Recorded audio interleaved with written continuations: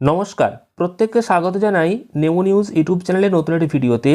আজকে আনন্দবাজার পত্রিকাতে এসআইআর সংক্রান্ত খুবই গুরুত্বপূর্ণ একটি তথ্য প্রকাশ করা হয়েছে।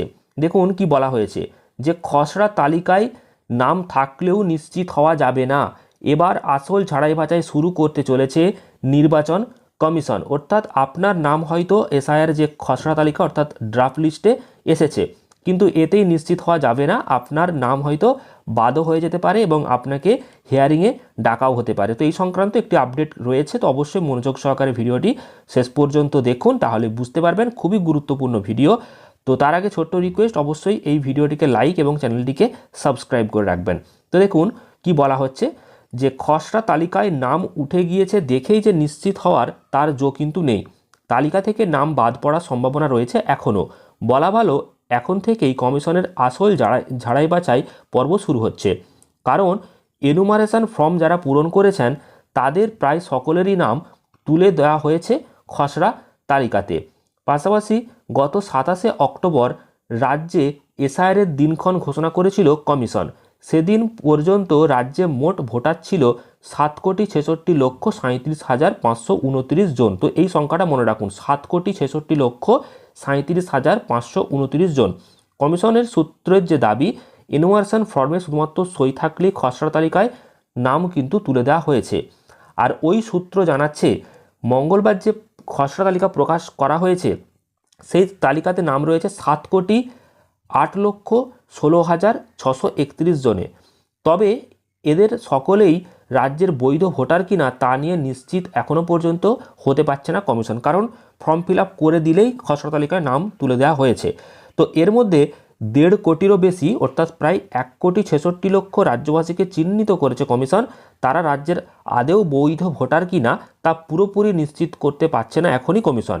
আর এই ভোটারদের তথ্যে সন্দেহের অবকাশ রয়েছে বলে মনে করা হচ্ছে। অর্থাৎ 1,66,00,000 যে রাজ্যবাসী ইতিমধ্যেই সন্দেহের তালিকায় চলে গেছে, তাদের নাম খসড়া তালিকাতে থাকলেও তাদেরকে যে ডাকা হবে সেই বিষয়ে একটা স্পষ্ট যে ইঙ্গিত সেটা পাওয়া যাচ্ছে।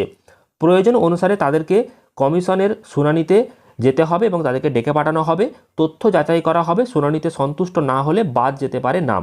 প্রথমে কমিশন সূত্রে জানা যাচ্ছিল এই ধরনের ভোটারের সংখ্যা প্রায় 2 কোটির কাছাকাছি।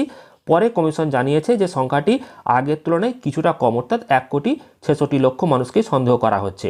তো কাদের শুনানিতে ডাকা হবে তা স্থির করার জন্যও নির্দিষ্ট মাপকাঠি রয়েছে কমিশনের। খসড়া তালিকার মধ্যে 30 লক্ষেরও বেশি ভোটারকে অবশ্যই কমিশনের শুনানির মুখোমুখি হতে হবে। বাকি 1 কোটিরও বেশি ভোটারের মধ্যে প্রয়োজন অনুসারে কাউকে কাউকে ডাকা হবে শুনানিতে। এছাড়াও বলা হয়েছে যে 30 লক্ষের নো ম্যাপিং, যে ভোটার তালিকার বিশেষ নিবিড় সংশোধন অর্থাৎ এসআইআরের জন্য বাড়ি বাড়ি এনুমারেশন ফর্ম বিলি করেছিল কমিশন। 2002 সালের ভোটার তালিকায় অর্থাৎ রাজ্যে এর আগে যে শেষ এসআইআর হয়েছিল ওই বছর, তো সঙ্গে কি যোগসূত্র রয়েছে তা ভোটারদের কাছ থেকে জানতে চাওয়া হয় ওই ফর্মে। জানা যাচ্ছে রাজ্যে 30,59,273 জন ভোটার 2002 সালের তালিকার সঙ্গে কোনো যোগসূত্র দেখাতে পারেনি, অর্থাৎ 2002 সালের সাথে তাদেরকে কোনো ম্যাপিং করা যাচ্ছে না। তো এদের সকলের নামই কমিশনের প্রকাশিত খসড়া তালিকায় রয়েছে, তবে তারা রাজ্যের বৈধ ভোটার কিনা তা নিশ্চিত নয় কমিশন। তাই তাদের সকলকেই ডেকে পাঠানো হবে শুনানির জন্য। অর্থাৎ যারা ফর্ম ফিল আপ করেছে কিন্তু 2002 সালের কোনো তথ্য সেখানে দিতে পারেনি, সেরকম 30 লক্ষ মানুষ রয়েছে যাদেরকে কিন্তু ম্যাপিং করা যাচ্ছে না যে তারা আদেও বৈধ কিনা, কিন্তু তাদেরকে ডাকা হবে। আর সন্দেহ রয়েছে আরও 1,36,00,000 অর্থাৎ 30 লক্ষ এবং 1,36,00,000 অর্থাৎ মোট 1,66,00,000 যে মানুষের কথা বললাম তাদেরকে কিন্তু ডাকা হবে। তো নো ম্যাপিং শ্রেণীভুক্ত ভোটারদের পাশাপাশি আরও 1 কোটিরও বেশি মানুষকে সন্দেহ করা হয়েছে কমিশনের তরফ থেকে। আর এই শ্রেণীতে রয়েছে 1,36,00,000 ভোটার, তাদের নামও খসড়া তালিকাতে রয়েছে, তবে তাদের এনুমারেশন ফর্মে পাওয়া তথ্য ঠিক সন্দেহজনক মনে হচ্ছে কমিশনের। আর সেই কারণেই তাদেরকে ডেকে পাঠানোর সিদ্ধান্ত নেওয়া হয়েছে। তবে এই 1,36,00,000 মধ্যে সকলকেই যে শুনানিতে ডাকা হবে এমনটা কিন্তু নয়। এদের বিভিন্ন জনের বিভিন্ন ধরনের তথ্য সন্দেহ রয়েছে এবং তাদেরকে কমিশন ঠিক করবে যে কাদের কবে ডাকা হবে। কোনো ক্ষেত্রে ভোটারের চেয়ে তার বাবা বা মায়ের 15 বছরের বড়, কোথাও আবার ঠাকুরদা বা ঠাকুমার চেয়ে ভোটার 40 বছরের ছোট নয়, মাঝে মধ্যে এক প্রজন্মের ব্যবধান ফারাক রয়েছে, তো এদেরকেও ডাকা হতে পারে সেই বিষয়েও এখানে বলা হয়েছে। কোথাও আবার ভোটারের সঙ্গে তার বাবা মায়ের বয়সের ফারাক 50 বছরের বেশি, আবার কোথাও 6-এর বেশি ভোটারের বাবার নাম একই রয়েছে। এদের সকলেরই বাড়ি বাড়ি যাবেন সংশ্লিষ্ট এলাকার বিএলওরা এবং এনুমারেশন ফর্মে যে কথাগুলো লেখা হয়েছে তার সঙ্গে মিলিয়ে দেখা হবে সব কিছু ঠিকঠাক রয়েছে কিনা। তো শুনানি করবেন এসআইআরও, অর্থাৎ এসআইআররা। তো খসড়া তালিকায় প্রকাশের পর থেকেই কিন্তু শুরু হয়েছে এসআইআরের যে প্রক্রিয়া, পরবর্তী ধাপ অর্থাৎ শুনানি পর্ব। শুনানি পর্বর প্রস্তুতি শুরু হয়ে গিয়েছে। আগামী কয়েকদিনের মধ্যেই বাড়ি বাড়িতে নোটিশ চলে যাবে এবং বিএলওরা সেই নোটিশ পৌঁছে দেবে এবং কোথায় কবে শুনানি থাকবে, কোথায় হাজিরা দিতে হবে সেই সমস্ত সেখানেতেই লেখা থাকবে এবং বিএলওরাও সঙ্গে থাকবেন। তো শুনানি করবেন কমিশনের নিযুক্ত যে সমস্ত অ্যাসিস্ট্যান্ট ইলেকটোরাল রেজিস্ট্রার অফিসার অর্থাৎ ARO। আর এর জন্য প্রতিটি বিধানসভা এলাকাতে 10টা করে যে ARO রাখা হয়েছে। তো তারাই কমিশনের তথ্য অনুযায়ী সংশ্লিষ্ট যে ভোটার যাকে সন্দেহ করা হচ্ছে তাদেরকে বিভিন্ন প্রশ্ন করবে এবং তাদের কাছ থেকে তথ্য জানতে চাইবে। যদি সন্তুষ্ট হয় আধিকারিকরা তাহলে নাম থাকবে, না হলে নাম কিন্তু বাদ যাবে। আর খসড়া তালিকাতে এমনিই বাদ পড়ে গেছে 58 লক্ষ নাম, কারণ পশ্চিমবঙ্গে যে খসড়া তালিকা প্রকাশিত হয়েছে সেখানে 58,20,898 জনের নাম কিন্তু বাদ পড়েছে।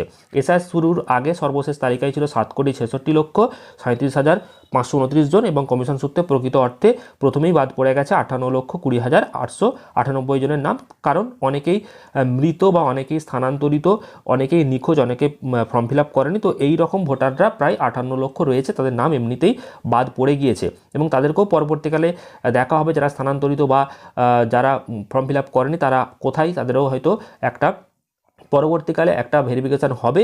তো 2002-এর তালিকাতে কতজনের যোগসূত্র রয়েছে, যে খসড়া তালিকায় থাকা ভোটারদের যে মোট 3টে তালিকায় ভাগ করা হয়েছে, অর্থাৎ নিজস্ব ম্যাপিং, প্রোজেনি ম্যাপিং এবং নন ম্যাপিং। তো 2002 সালের ভোটার তালিকায় যাদের নাম ছিল তারা নিজস্ব ম্যাপিংয়ের তালিকায় পড়েছে, তারা হচ্ছে 2,93,00,000 মানুষ।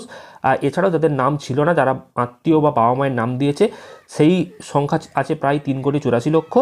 এছাড়াও কিন্তু অন্যান্য আত্মীয়দেরকে যারা রেখেছে সেই রকম কিন্তু পরবর্তীতে রয়েছে। এছাড়াও আপনারা খসড়া তালিকা কীভাবে দেখবেন সেই সংক্রান্ত ভিডিও আগেই দিয়েছি, যারা দেখেননি তারা এই ভিডিও ডেসক্রিপশন বক্স ফলো করবেন বা ভিডিও শেষে আপনারা সেই ভিডিওর লিঙ্ক পাবেন, আপনারা অবশ্যই দেখে নেবেন কীভাবে ওয়েবসাইটে গিয়ে আপনার নাম রয়েছে কিনা সেটা চেক করতে হয়। সেটা স্টেপ বাই স্টেপ সহজ পদ্ধতিতে আপনাদেরকে জানিয়ে দিয়েছি একটা ভিডিওর মাধ্যমে। এছাড়াও তালিকায় যাদের নাম নেই তারা কি করবেন, যাদের তালিকায় নাম নেই বা যারা ফর্ম ফিল আপ করেছিলেন তারা কি করবেন, তারা বিএলওর সাথে অবশ্যই যোগাযোগ করবেন এবং সেখান থেকে আপনাদেরকে সাহায্য করে দেওয়া হবে। তো অবশ্যই আপনারা যেই বিষয়গুলো বললাম সেগুলো মাথায় রাখবেন। এবং অনেকের নাম মৃত তালিকায় চলে গেছে, অর্থাৎ অনেকে জীবিত কিন্তু মৃত তালিকায় চলে গেছে। তো সেগুলো কি হবে না, সেগুলো পরবর্তীকালে কিন্তু আপনারা বিএলওর সাথে যোগাযোগ করবেন। অনেক জায়গাতেই হয়েছে যে জীবিত অবস্থাতে ফর্ম ফিল আপ করেছে কিন্তু তার নাম মৃত তালিকাতে চলে এসেছে, সেগুলো বিএলওর সাথে আপনি যোগাযোগ করবেন। আপনাকে হয়তো হিয়ারিংয়ে ডাকা হবে এবং সেখানে আপনি আপনার তথ্য জমা করবেন, তাহলে আপনার নামটা কিন্তু তুলে দেওয়া হবে। তো এই নিয়ে চিন্তা করার কোনো কারণ নেই। তো 1,66,000 মানুষকে যে শুনানিতে ডাকা হবে, তো কেন ডাকা হবে, কী জন্য, সবটাই আপনাদের সাথে তুলে ধরলাম। তো আশা করি বুঝতে পেরেছেন। যদি কোনো প্রশ্ন থাকে অবশ্যই কমেন্ট করে জানাবেন। আর ভিডিওটি ভালো লাগলে প্রচুর পরিমাণ লাইক এবং শেয়ার করে দেবেন। ধন্যবাদ।